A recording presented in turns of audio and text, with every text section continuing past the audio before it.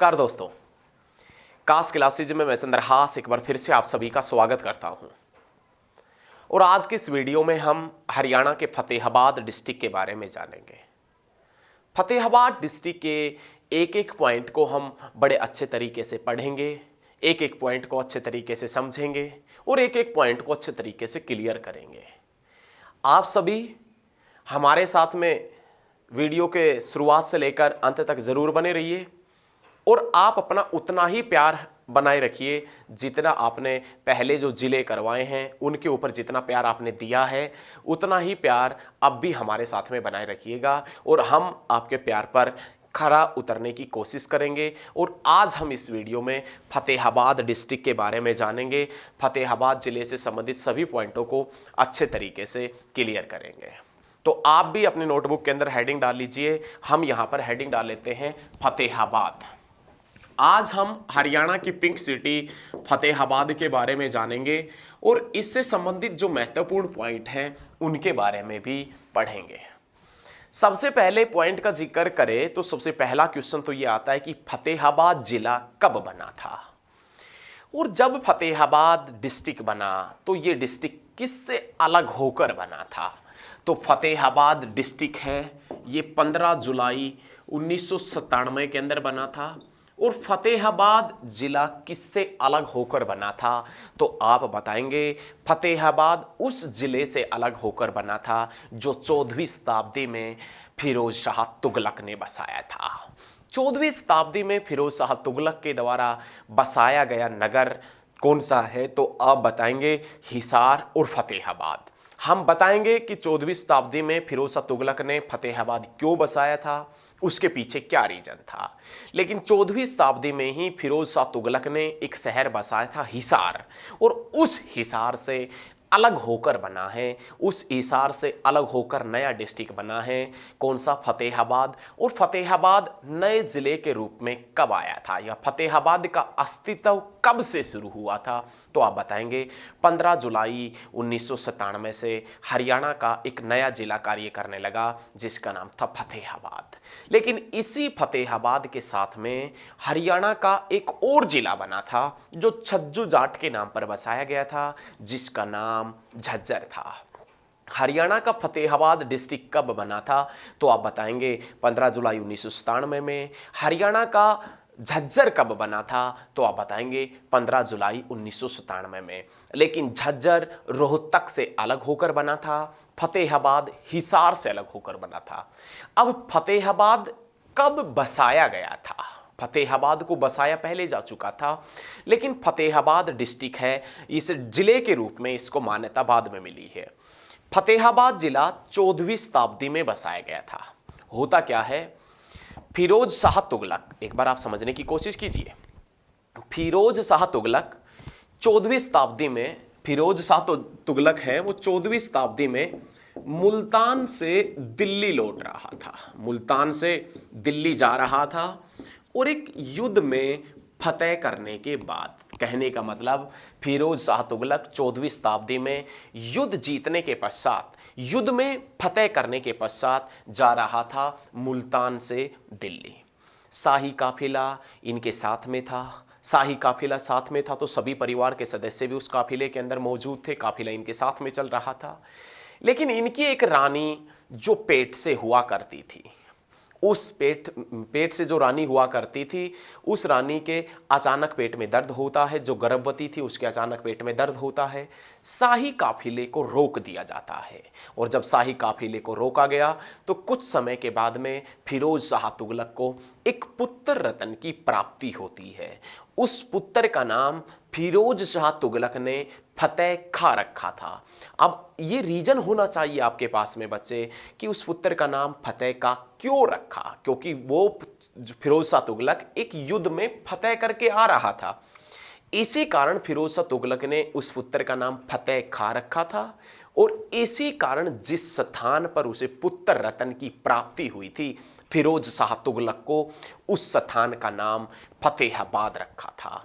फतेहाबाद और फतेह का रखने के पीछे रीजन ये रहा है कि फिरोज शाह तुगलक एक युद्ध में फतेह करके आ रहा था, उसी के कारण उसका नाम क्या रखा गया था, उस स्थान का नाम तो फतेहाबाद और पुत्र का नाम क्या रखा था, फतेह खा रखा था। ठीक है, क्लियर है। घटना 14वीं शताब्दी की है। उसके बाद में ये जो फतेहाबाद है इसका पुराना क्या नाम है, तो आप बताएंगे इकदार। इकदार इसका पुराना नाम है, लेकिन उसका उपनाम क्या है, तो आप बताएंगे सेरिस्कम। सेरिस्कम के नाम से किसे जाना जाता है, तो आप बताएंगे फतेहाबाद को। हरियाणा की पिंक सिटी के नाम से किसे जानते हैं, तो आप बताएंगे फतेहाबाद को।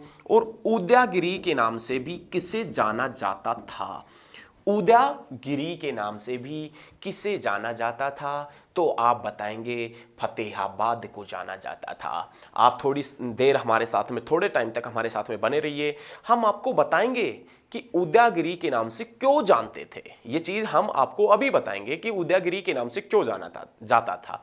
तो ये याद रखिएगा, प्राचीन नाम पूछे तो उदयगिरी और इकदार, उपनाम पूछे तो आप बताएंगे सेरिस्कम और हरियाणा की पिंक सिटी, हरियाणा की गुलाबी नगरी के नाम से किसे जानते हैं, तो आप बता देना फतेहाबाद को। ये फतेहाबाद जिसका क्षेत्रफल कितना है, एग्जामिनर पूछेगा आपसे कि फतेहाबाद का क्षेत्रफल कितना है, तो आप बताएंगे 2538 वर्ग किलोमीटर। 2538 वर्ग किलोमीटर ये फतेहाबाद डिस्ट्रिक्ट का एरिया है, फतेहाबाद डिस्ट्रिक्ट का क्षेत्रफल है। अब हम देखेंगे कि फतेहाबाद के अंदर विधानसभा की कितनी सीटें हैं, तो आप बताएंगे फतेहाबाद जिले के अंदर विधानसभा की 3 सीटें पड़ती है, जिसमें एक नाम आता है फतेहाबाद का, जिसमें एक नाम आता है रतिया का, और जिसमें एक नाम आता है टोहाना का। फतेहाबाद के अंदर ये विधानसभा की 3 सीटें पड़ती है। क्या फतेहाबाद के अंदर कोई ऐसी रिजर्व सीट है, तो हाँ, फतेहाबाद डिस्ट्रिक्ट के अंदर एक ऐसी रिजर्व सीट है, और उस ऐसे रिजर्व सीट का नाम क्या है, तो आप बताएंगे रतिया। आप बता देना सबसे अधिक जनसंख्या वाली आरक्षित विधानसभा सीट, सबसे अधिक जनसंख्या वाली ऐसी रिजर्व सीट कौन सी है, तो आप बताएंगे रतिया। या आप ये भी कह सकते हैं कि वह हरियाणा की वह विधानसभा आरक्षित सीट जहां पर मतदाताओं की संख्या सबसे ज़्यादा है, सबसे ज़्यादा जनसंख्या वाली है, तो आप बताएंगे रतिया। और रतिया विधानसभा की सीट कहां पर है, कौन से डिस्ट्रिक्ट में है, तो आप बता देना फतेहाबाद डिस्ट्रिक्ट के अंदर, हरियाणा की पिंक सिटी के अंदर स्थित है। अच्छे याद रखना अच्छे तरीके से, ठीक है, क्लियर है। आगे बढ़े। फतेहाबाद के अंदर उपमंडल कौन कौन से हैं, तो उपमंडल पूछे तो आप बताएंगे फतेहाबाद, टोहाना और रतिया। ये फतेहाबाद डिस्ट्रिक्ट के अंदर उपमंडल पड़ते हैं 3। इसी फतेहाबाद के अंदर 3 ही तहसील पड़ती है। तहसील भी फतेहाबाद, रतिया और टोहाना है। अब उप तहसील कहाँ कहाँ पर है, तो वो देखें, भूना में, भट्टू कला में, कुला, भूना, भट्टू कला, कुला और जाखल के अंदर, ये हरियाणा के फतेहाबाद डिस्ट्रिक्ट के अंदर 4 उप तहसील पड़ती है। उसके बाद में खंड कौन कौन से हैं, तो आप बता देना फतेहाबाद, उसके बाद में आप बता देना टोहाना, उसके बाद में आप बता देना रतिया, उसके बाद में आप बता देना भट्टू कला, और उसके बाद में बता देना भूना, और उसके बाद में आप बता देना जाखल। ये फतेहाबाद डिस्ट्रिक्ट के अंदर मुख्य खंड पड़ते हैं। यहां से क्वेश्चन पूछेगा कि भूना खंड कौन से डिस्ट्रिक्ट में है, तो आप बता देंगे अच्छे तरीके से। यहां से क्वेश्चन पूछेगा जाखल खंड, भट्टू कला खंड है, ये कौन से डिस्ट्रिक्ट में पड़ता है, तो आप बता देना बच्चे, तो क्या बताएंगे, फतेहाबाद डिस्ट्रिक्ट के अंदर पड़ते हैं। अब हम फतेहाबाद जिले का अच्छे तरीके से अध्ययन करेंगे, एक एक पॉइंट को अच्छे तरीके से क्लियर करते हुए चलेंगे। आप बस लगातार हमारे साथ में बने रहिएगा। देखें, अब हम फतेहाबाद के सबसे पहले वही क्वेश्चन पढ़ करेंगे जो प्राचीन इतिहास से लेकर और वर्तमान तक बनते हैं। सबसे पहले हम फतेहाबाद डिस्ट्रिक्ट के वो क्वेश्चन करेंगे जो प्राचीन इतिहास से लेकर और वर्तमान तक बनते हैं। तो प्राचीन इतिहास में सबसे पहले नाम आता है सम्राट अशोक का। किसका नाम आता है बच्चे, सम्राट अशोक का। सम्राट अशोक के शासनकाल के दौरान, सम्राट अशोक के शासनकाल के दौरान, सम्राट जो अशोक था उसके शासनकाल के दौरान इस फतेहाबाद के अंदर सबसे ज्यादा भील जाति के लोग रहते थे। कौन सी जनजाति या कौन सी जाति रहती थी, तो आप बताएंगे भील जनजाति के लोग रहते थे। और इसी कारण सम्राट अशोक के शासनकाल के दौरान इस क्षेत्र को किस नाम से जाना जाता था, तो आप बताएंगे उद्यागिरी के नाम से। सम्राट अशोक के शासनकाल में फतेहाबाद के क्षेत्र में सबसे ज्यादा भील जनजाति के लोग रहते थे और इसी कारण इस क्षेत्र को उद्यागिरी के नाम से जाना जाता था। सम्राट अशोक ने यहां पर, कहां पर, फतेहाबाद में एक पत्थर का स्तंभ भी स्थापित किया था। सम्राट अशोक ने पत्थर का एक स्तंभ भी स्थापित किया था। बाद में वही स्तंभ किस नाम से जाना गया था, तो आप बताएंगे सम्राट अशोक का कीर्ति स्तंभ। सम्राट अशोक के किस नाम से जाना गया था, कीर्ति स्तंभ के नाम से वो जाना गया था। ये चीजें आप बहुत अच्छे तरीके से क्लियर करना बच्चे। सम्राट अशोक ने फतेहाबाद में एक पत्थर का स्तंभ स्थापित करवाया था और वो स्तंभ बाद में सम्राट अशोक का कीर्ति स्तंभ कहलाया था। यह सम्राट अशोक के कीर्ति स्तंभ के नाम से जाना गया था, जो फतेहाबाद डिस्ट्रिक्ट के अंदर, कौन से डिस्ट्रिक्ट में, फतेहाबाद में। उसके बाद में सबसे पहला जो क्वेश्चन आता है वो नाम आता 1352 में। 1352 में फिरोज शाह तुगलक के द्वारा बसाया गया शहर है कौन सा, आप बताएंगे फतेहाबाद बसाया था। 1352 में बसाया था। कौन सी शताब्दी में बसाया था, तो 1352 की घटना है, तो आप बताएंगे लगभग 14वीं शताब्दी में। कौन सी शताब्दी के अंदर बसाया था, तो आप बता देना 14वीं शताब्दी में बसाया था। फिरोज शाह तुगलक ने 14वीं शताब्दी में कौन सा शहर बसाया था, तो आप बताएंगे फतेहाबाद। कब बसाया था, तो आप बता देना बच्चे 1352 में। कब बसाया था, 1352 में। उसके बाद में 1398 तैमूरलंग ने आक्रमण किया था फतेहाबाद के ऊपर और सिरसा के ऊपर।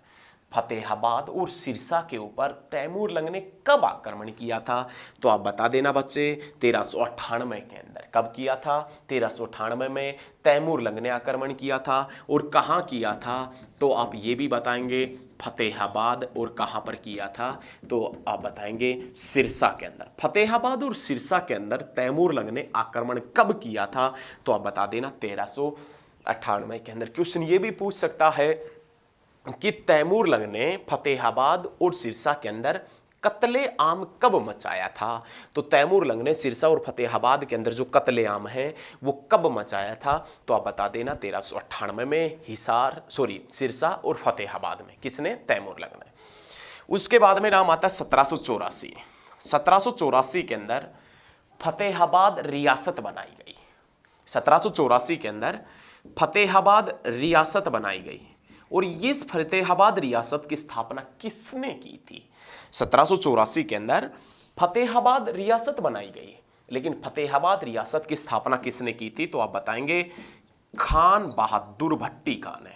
खान बहादुर भट्टी खान ने फतेहाबाद रियासत की स्थापना, फतेहाबाद रियासत की नींव किसने रखी थी, खान बहादुर भट्टी खान ने रखी थी। कब रखी थी, तो आप बताएंगे 1784 के अंदर। फतेहाबाद नई रियासत के रूप में कब उभर कर आया था, तो आपने बताना है 1784 में।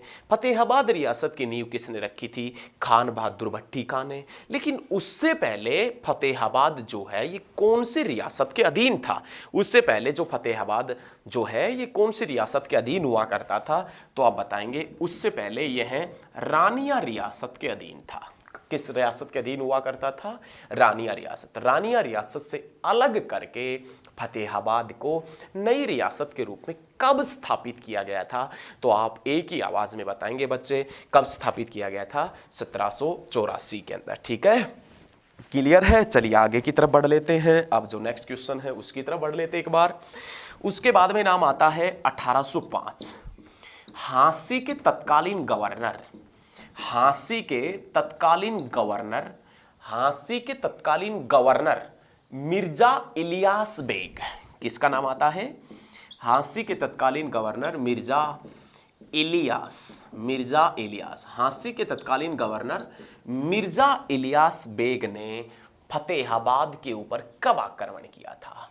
झांसी के तत्कालीन गवर्नर मिर्जा इलियास बेग ने फतेहाबाद के ऊपर कब आक्रमण किया था? तो आप बताएंगे 1805 के अंदर आक्रमण किया था। कब किया था बच्चे? 1805 में किया था। किसने किया था? तो आप बताएंगे मिर्जा इलियास बेग ने किया था। ठीक है, एक बार साफ कर दें, उसके बाद में आगे बढ़ेंगे।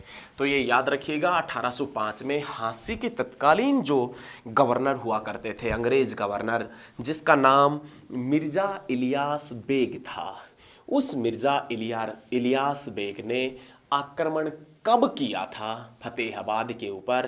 तो आप बता देना, उसने फतेहाबाद डिस्ट्रिक्ट के ऊपर आक्रमण किया था 1805 में। ठीक है, क्लियर है। उसके बाद में नाम आता 3 दिसंबर 1810। 3 दिसंबर 1810 कर्नल एडम्स ने फतेहाबाद के ऊपर आक्रमण किया। कर्नल एडम्स ने फतेहाबाद के ऊपर आक्रमण कब किया? तो आप बताएंगे 3 दिसंबर 1810 में। और अब की बार कर्नल एडम्स के नेतृत्व में फतेहाबाद के ऊपर आक्रमण किया गया है, और अब की बार अंग्रेज जीतने में कामयाब हो गए और हार गए। कौन? भट्टी हार गए। कहने का मतलब 3 दिसंबर 1810 में जब कर्नल एडम्स के नेतृत्व में फतेहाबाद के ऊपर आक्रमण किया गया, तो अब की बार भट्टियों की हार हुई थी। जो भट्टी हुआ करते थे, भट्टी राजपूत वगैरह हुआ करते थे, उनकी हार हुई, और अब की बार फतेहाबाद के ऊपर किसने आकर शासन कर लिया, या फतेहाबाद किसके अंडर हो गया? तो आप बताएंगे अंग्रेजों के अधीन हो गया था। किसके अधीन हो गया था? अंग्रेजों के अधीन हो गया था।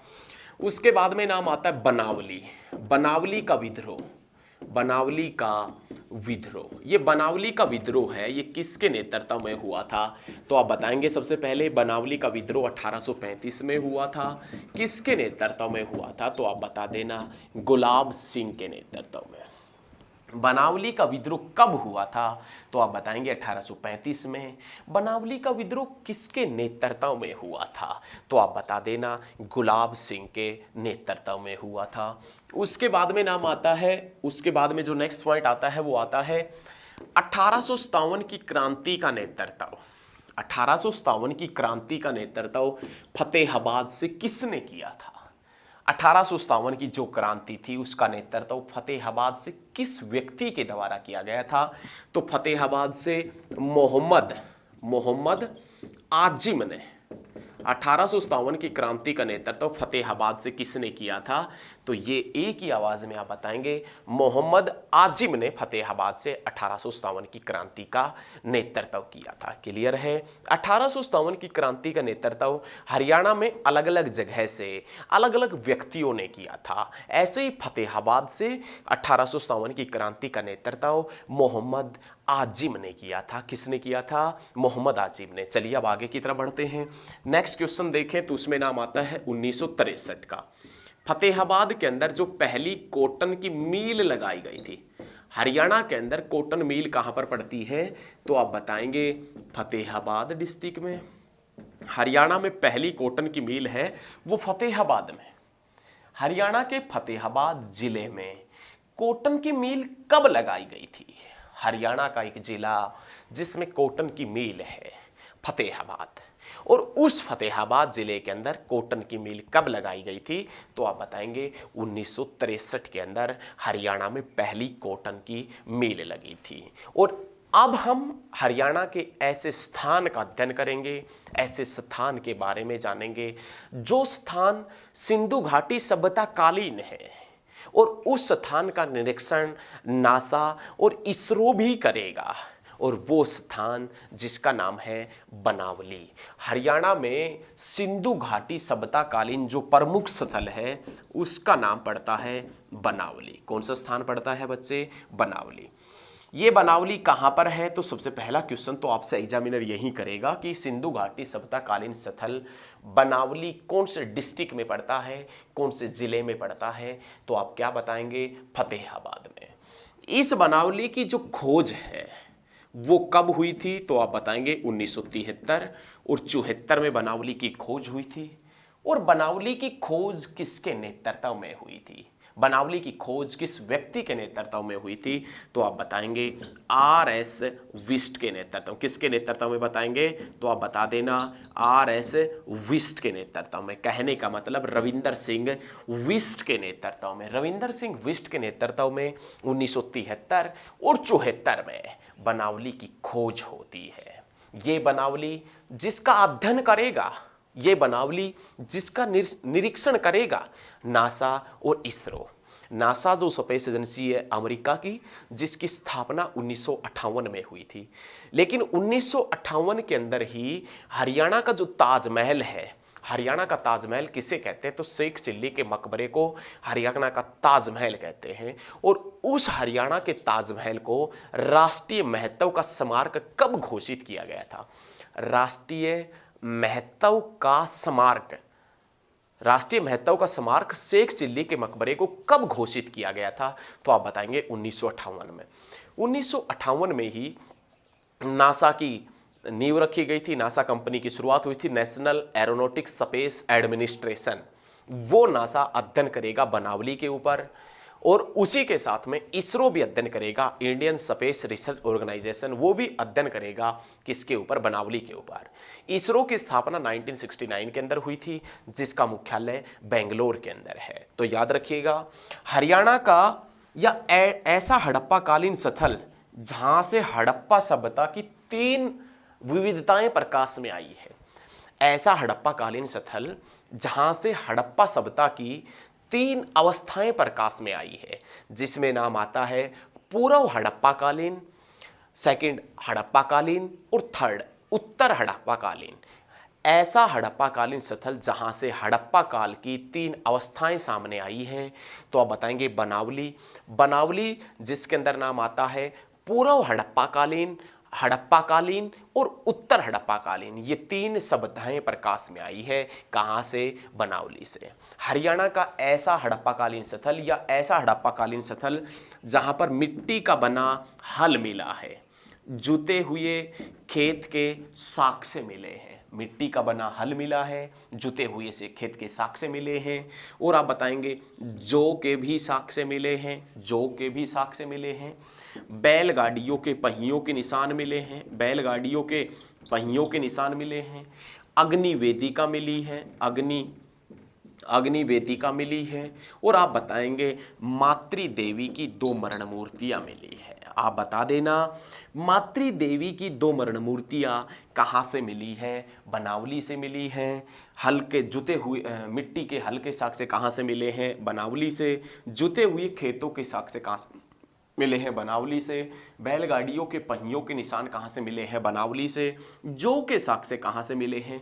बनावली से। और अग्नि वेदिका कहाँ से मिली है? बनावली से। और ये बनावली जिसके ऊपर निरीक्षण किया जाएगा, जिसका अध्ययन करेगा नासा और इसरो, इस स्थान का अध्ययन करेगा, जिसकी खोज 1973-74 में आर.एस. विस्ट ने की थी। लेकिन बच्चे आपने ये तो बता दिया कि हरियाणा में हड़प्पा सभ्यता का सबसे पुराना स्थल है बनावली। सॉरी, पुराना नहीं है भाई, सॉरी। हरियाणा में हड़प्पा कालीन स्थल पड़ता है बनावली। लेकिन हरियाणा में हड़प्पा काल का सबसे पुराना स्थल कौन सा है? हरियाणा में हड़प्पा काल का सबसे पुराना स्थल कौन सा है? हरियाणा में सबसे पुराना हड़प्पा कालीन स्थल कौन सा है? तो हरियाणा में सबसे पुराना हड़प्पा कालीन स्थल है वो भीरडाना है। हरियाणा में सबसे पुराना हड़प्पा कालीन स्थल भीरडाना है। भीरडाना कौन से डिस्ट्रिक्ट में पड़ता है? तो आप बताएंगे भीरडाना फतेहाबाद डिस्ट्रिक्ट के अंदर पड़ता है, जो हरियाणा में हड़प्पा काल का सबसे पुराना स्थान है। क्लियर है? एक बार साफ कर देते हैं, उसके बाद में आगे बढ़ते हैं। अच्छे तरीके से याद रखना है, अच्छे तरीके से आपने क्लियर करना है। एक एक पॉइंट का आपने बड़ी बारीकी से अध्ययन करना है। कोई भी पॉइंट हम ये चाहेंगे कि कोई भी पॉइंट आपका ना छूटे, तो हम उसी के आधार पर ये सभी हरियाणा जीके की वीडियो दे रहे हैं और प्रतिदिन आपको वीडियो मिल रही है। प्रतिदिन हरियाणा जीके की 1 से 2 वीडियो मिलेगी। आपने अभी तक चैनल को सब्सक्राइब नहीं किया है तो चैनल को सब्सक्राइब कर लें। और आप सभी से विनम्र अपील है कि आप सभी वीडियो को ज़्यादा से ज़्यादा शेयर कीजिए। आप जितने भी स्टडी ग्रुप में हैं उनमें शेयर कीजिए और अपने साथी दोस्तों को बोलिए कि वीडियो ज़रूर देखें। ताकि हमारे सब्सक्राइबर बढ़ जाएं। सब्सक्राइबर थोड़े से कम हैं तो सब्सक्राइबर बढ़ जाएं, आप जो सोच रहे हैं, ताकि हमें यूट्यूब से कुछ ना कुछ मिल सके। आपके लिए कोर्स हमेशा फ्री है, फ्री था, फ्री है और फ्री रहेगा। आपके लिए कोई भी रुपए नहीं लगेगा, लेकिन आप सभी से एक विनम्र अपील है, कहने का मतलब एक रिक्वेस्ट है आपसे कि आप वीडियो को ज़्यादा से ज़्यादा शेयर करें, ज़्यादा से ज़्यादा स्टडी ग्रुप में भेजें, ताकि हमारे सब्सक्राइबर बढ़ जाएं। और सब्सक्राइबर बढ़ेंगे तो यूट्यूब से ही हमें मिल जाएगा, वहीं काफ़ी है बस, ठीक है। तो आप सभी से ये अपील है। उसके बाद में नेक्स्ट पॉइंट आता है 1986 का। 1986 के अंदर कुनाल, हरियाणा में एक कुनाल पड़ता है स्थान, कुनाल फतेहाबाद के अंदर। इसकी खुदाई का कार्य 1986 में हुआ था। और ये किसके नेतृत्व में हुआ था, तो आप बताएंगे JS खत्री के नेतृत्व में। कुनाल जो स्थान है, कुनाल जो स्थान है, हड़प्पाकालीन स्थान कुनाल, जो फतेहाबाद के अंदर पड़ता है, इसकी खुदाई का कार्य 1986 के अंदर JS खत्री के नेतृत्व में हुआ था। किसके नेतृत्व में हुआ था, JS खत्री के नेतृत्व में। याद रखिएगा, मौर्यकालीन स्तूप, मौर्यकालीन स्तूप व अवशेष, मौर्यकालीन स्तूप व अवशेष कहाँ से मिले हैं, तो आप बताएंगे मौर्यकालीन स्तूप व अवशेष कहाँ से मिले हैं, तो आप बता देना कुनाल फतेहाबाद से मिले हैं। उसके बाद में नेक्स्ट पॉइंट आएगा कि सोने व चांदी के आभूषण कहाँ से मिले हैं, सोने चांदी के आभूषण मिले हैं कुनाल फतेहाबाद से। उसके बाद में नेक्स्ट पॉइंट यदि पूछेगा आपसे एग्जामिनर कि हरियाणा में चपटी कुल्हाड़ी कहाँ से मिली है, तो चपटी कुल्हाड़ी कहाँ से मिली है, तो आप बताएंगे कुनाल फतेहाबाद से।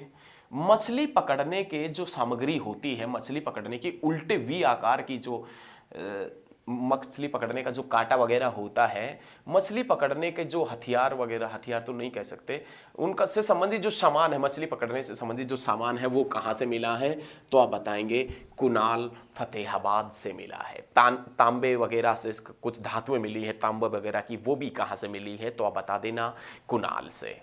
नेक्स्ट पॉइंट, हरियाणा में पपीहा पर्यटन स्थल कहाँ है। पपीहा पर्यटन स्थल है, ये पपीहा पर्यटन स्थल पड़ता है फतेहाबाद डिस्ट्रिक्ट में। और फतेहाबाद के अंदर पपीहा पर्यटन स्थल कब बना था, तो आप बता देना पपीहा पर्यटन स्थल 1994 के अंदर बना था। पपीहा पर्यटन स्थल 1994 में बना फतेहाबाद के अंदर। और इसी 1994 के अंदर ज्योतिसर पर्यटन स्थल कुरुक्षेत्र में बना था। ज्योतिसर पर्यटन स्थल कुरुक्षेत्र 1994, पपीहा पर्यटन स्थल जो है फतेहाबाद में वो 1994। उसके बाद में अब हम फतेहाबाद डिस्ट्रिक्ट के लास्ट पॉइंट का जिक्र करेंगे, जो दिनांक से संबंधित है, तिथि से संबंधित है, उसके लास्ट पॉइंट का जिक्र करेंगे, जिसमें नाम आता है 13 जनवरी 2014। फतेहाबाद के अंदर देश का 8वां परमाणु संयंत्र लगाया गया। देश का कौन सा परमाणु संयंत्र, 8वां परमाणु संयंत्र लगाया गया फतेहाबाद में। फतेहाबाद के कौन से गांव में, तो आप बताएंगे गोरखपुर कुम्हारिया गांव में। कौन से गांव में, गोरखपुर। कुम्हारिया ना आए तो गोरखपुर, कुम्हारिया ना आए तो गोरखपुर, और गोरखपुर ना आए तो कुम्हारिया। 13 जनवरी 2014 की घटना है, जब देश का पहला परमाणु संयंत्र फतेहाबाद के कुम्हारिया गांव में लगाया गया था। गोरखपुर परमाणु संयंत्र या कुम्हारिया परमाणु संयंत्र कहते हैं, ये देश का 8वां परमाणु संयंत्र है। इसकी उत्पादन क्षमता कितनी है, तो आप बताएंगे इसकी उत्पादन क्षमता है 2800 मेगावाट। इसकी उत्पादन क्षमता कितनी है, 2800 मेगावाट है। लेकिन ये जो गोरखपुर के अंदर परमाणु संयंत्र लगा है, 2800 मेगावाट से लगा है, ये कितने कितने मेगावाट की 4 इकाइयाँ हैं, तो आप बताएंगे 700 मेगावाट की 4 इकाइयाँ हैं। और इसकी उत्पादन क्षमता कितनी है, तो आप बता देना 2800 मेगावाट इसकी उत्पादन क्षमता है। तो ये फतेहाबाद जिले के कुछ तारीख से संबंधित, डेट से संबंधित क्वेश्चन थे। अब हम देखेंगे, वो देखेंगे, एक एक क्वेश्चन आगे की तरफ बढ़ते रहेंगे और फतेहाबाद को अच्छे तरीके से क्लियर करते हुए चलेंगे। अब हम पढ़ेंगे टोहाना कस्बे के बारे में। आपने नाम सुना होगा टोहाना, जिसे नदियों का नगर कहते हैं, जिसे नहरों का नगर कहते हैं। उस कस्बे के बारे में हम एकदम जहर तरीके से अभी पढ़ने वाले हैं। देखें, हेडिंग डाल लेते हैं टोहाना। टोहाना नगर है या टोहाना का जो किला है, इसका इतिहास में बहुत ज़्यादा महत्व रहा है। हरियाणा में हांसी के किले के पश्चात जो सबसे महत्वपूर्ण किला है, फिर से सुन लीजिएगा बच्चे आप एक बार, हरियाणा में हांसी के किले के पश्चात, हांसी के किले के बाद में जो सबसे ज़्यादा महत्व रहा है वो फतेहाबाद के किले का महत्व रहा है। और इसकी महत्वता का अनुमान और इसके महत्व का अनुमान इसलिए हम लगा सकते हैं कि फतेहाबाद के टोहाना का जो किला है, इसके ऊपर 38 बार विदेशी आक्रमण हुए थे। फतेहाबाद का किला जो है, इसका काफ़ी मात्रा में महत्व रहा है। हम ये बता सकते हैं, कैसे बता सकते हैं कि इस किले के ऊपर, टोहाना के किले के ऊपर 38 बार विदेशी आक्रमण हुए हैं। हांसी के किले के पश्चात हरियाणा का सबसे महत्वपूर्ण किला टोहाना का किला है, इसके ऊपर 38 बार विदेशी आक्रमण हुए हैं। फतेहाबाद का जो टोहाना है, और उस टोहाना से 1857 की क्रांति में वो लोग, 1857 की क्रांति में टोहाना के वो लोग जो राव तुलाराम की सेना में भर्ती थे, फतेहाबाद के टोहाना के वो लोग जो राव तुलाराम की सेना में भर्ती थे, उन्हें किस नाम से जाना जाता है? तो आप बताएंगे रिसाला के नाम से जाना जाता है। किस नाम से जाना जाता है बच्चे? रिसाला के नाम से। कहने का मतलब आप ये कह सकते हैं कि 1857 की क्रांति में फतेहाबाद के लोगों ने हिस्सा लिया था, टोहाना के लोगों ने हिस्सा लिया था, लेकिन फतेहाबाद कस्बे के वो लोग जो 1857 की क्रांति में राव तुलाराम की सेना में भर्ती थे, उन्हें किस नाम से जाना गया था? रिसाला के नाम से जाना गया था। किस नाम से जाना गया था? रिसाला के नाम से जाना गया था। उसके बाद में टोहाना को रेलवे लाइन से कब जोड़ा गया था? 1890 में टोहाना को रेलवे लाइन से जोड़ा गया था। कब जोड़ा गया था बच्चे? 1890 में। उसके बाद में इस टोहाना को नदियों का नगर भी कहते हैं, नदियों का नगर भी कहते हैं, नहरों का नगर भी कहते हैं।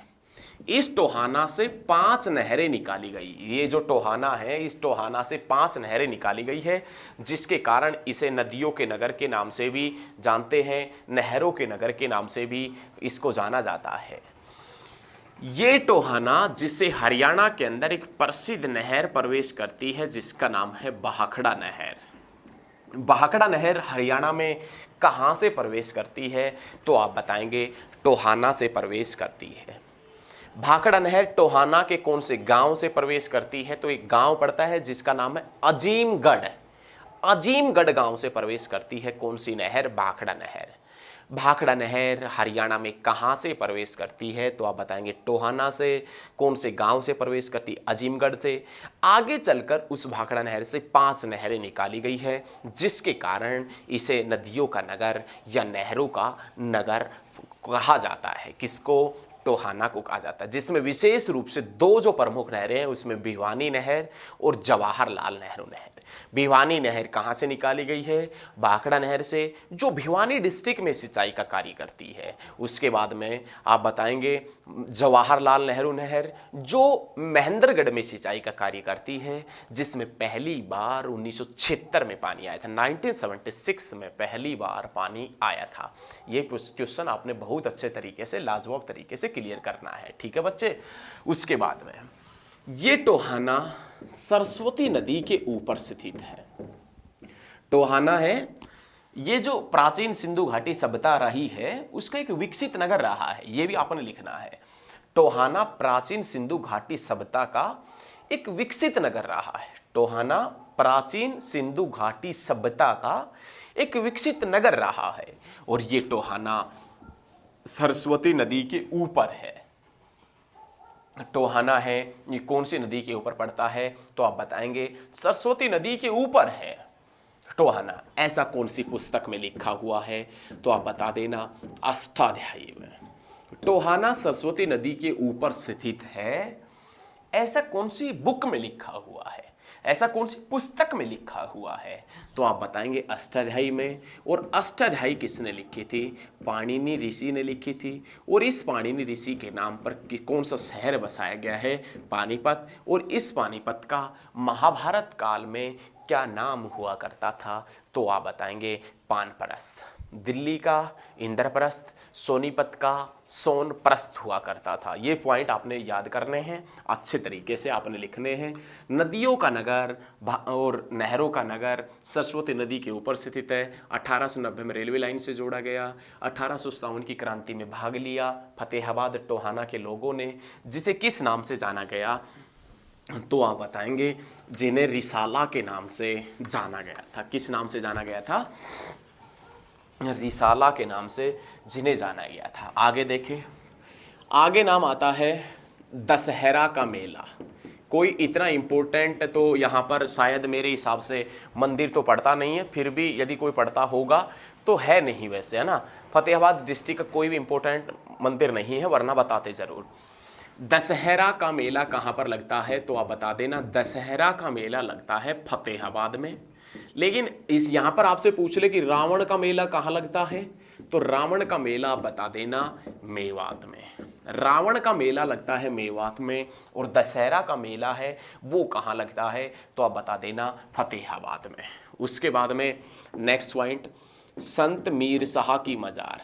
संत मीर शाह की मजार या बाबा शाह खान की मजार। बाबा शाह खान की मजार, शाह खान। संत मीर शाह की मजार या बाबा शाह खान की मजार कहाँ पर पड़ती है? तो आप बताएंगे फतेहाबाद में। उसके बाद में नाम आता है हुमायूं मस्जिद, या जिसे फतेहाबाद मस्जिद के नाम से भी जानते हैं। हुमायूं मस्जिद कहाँ पर पड़ती है? तो आप बता देना फतेहाबाद में। ऐसा बताया जाता है कि जब शेरशाह सूरी से युद्ध करने के पश्चात, शेरशाह सूरी से युद्ध से डर के पश्चात या शेरशाह सूरी से युद्ध में हार के पश्चात, जब हुमायूं जा रहा था, हुमायूं भाग रहा था, तो वो हुमायूं फतेहाबाद और सिरसा होते हुए गुजरा था। और फतेहाबाद में जिस स्थान के ऊपर हुमायूं मस्जिद है, वहाँ पर हुमायूं ने शुक्रवार के दिन इबादत की थी, और आज उसी स्थान के ऊपर हुमायूं मस्जिद है, हुमायूं संबंधित मस्जिद है, फतेहाबाद मस्जिद के नाम से भी जिसे जाना जाता है। क्लियर रखना है, क्लियर है, ये आपने पॉइंट क्लियर रखना है। उसके बाद में सूती धागे का उद्योग कौन से जिले का प्रसिद्ध है? सूती धागे का जो उद्योग है वो कौन से जिले का प्रसिद्ध है? तो आप बता देना, सूती धागे का जो उद्योग है वो फतेहाबाद डिस्ट्रिक्ट का। कौन से डिस्ट्रिक्ट का है? तो आप बता देना फतेहाबाद डिस्ट्रिक्ट का। हरियाणा में सबसे ज़्यादा सेब का उत्पादन, केला का उत्पादन, हरियाणा में सबसे ज़्यादा अमरूद का उत्पादन कहाँ होता है? तो आप बता देना फतेहाबाद में। लेकिन आपसे पूछेगा अमरूद प्रदर्शन केंद्र कहाँ है? अमरूद या प्रदर्शनी कहाँ है? अमरूद प्रदर्शन केंद्र कहाँ है? तो आप बताएंगे भूना फतेहाबाद में। कहाँ पर है? भूना फतेहाबाद के अंदर है।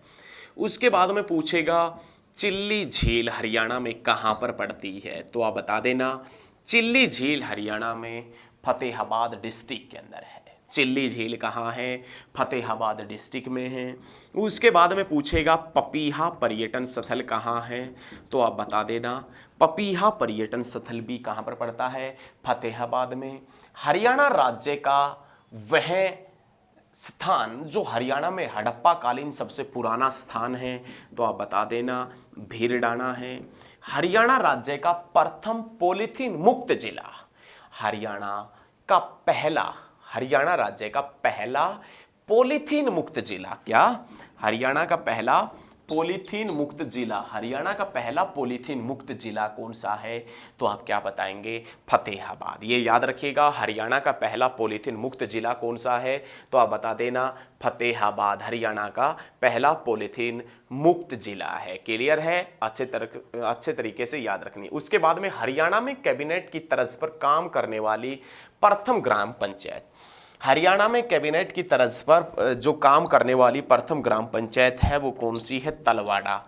हरियाणा में कैबिनेट की तर्ज पर काम करने वाली जो प्रथम ग्राम पंचायत है उसका नाम क्या है? तो आप बताएंगे तलवाड़ा। क्या है उसका नाम? तलवाड़ा। उसके बाद में नाम आता है बाबा टहलदास का डेरा। बाबा टहलदास का डेरा बाबा टहलदास का डेरा कौन से गांव में पड़ता है? तो आप बताएंगे कमाणा गांव में। कमाणा गांव फतेहाबाद के अंदर बाबा टहलदास का डेरा पड़ता है। कौन से गांव में? तो आप बता देना कमाणा गांव में।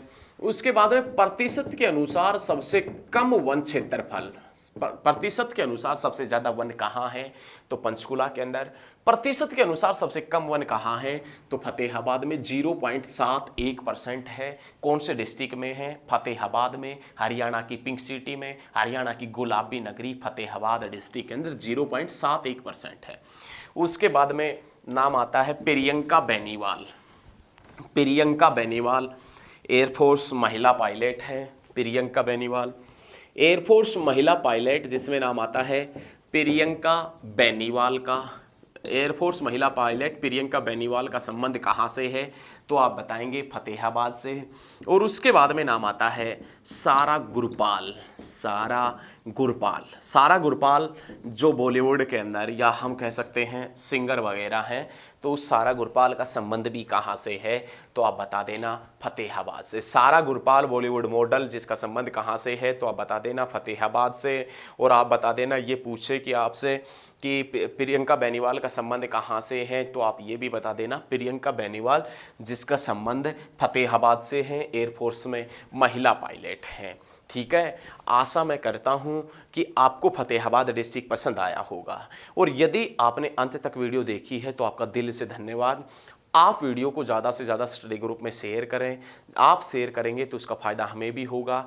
आपके लिए पूरा कोर्स फ्री है। कोर्स के लिए कोई भी 1 रुपये नहीं देना, और पूरा कोर्स आपको फ्री मिलेगा। हरियाणा जी के बिल्कुल आपको फ्री मिलेगी, कहीं पर जाने की ज़रूरत नहीं है। आप लगातार हमारे साथ में जुड़े रहिए। और आपने अभी तक भी चैनल को सब्सक्राइब नहीं किया है तो चैनल को सब्सक्राइब कर लें, ताकि लेटेस्ट वीडियो सबसे पहले आप तक पहुँच सकें और आप दूसरे लोगों से अलग हो जाएँ। ठीक है, तो आज के लिए इतना ही। मिलेंगे बहुत जल्द आपको, बहुत जल्द नई क्लास में। आप वीडियो को ज़्यादा से ज़्यादा शेयर भी कीजिएगा। धन्यवाद। आज के लिए इतना ही। मिलते हैं बहुत जल्द नेक्स्ट क्लास में। जय हिंद, जय भारत, जय जवान, जय किसान और जय हरियाणा। धन्यवाद।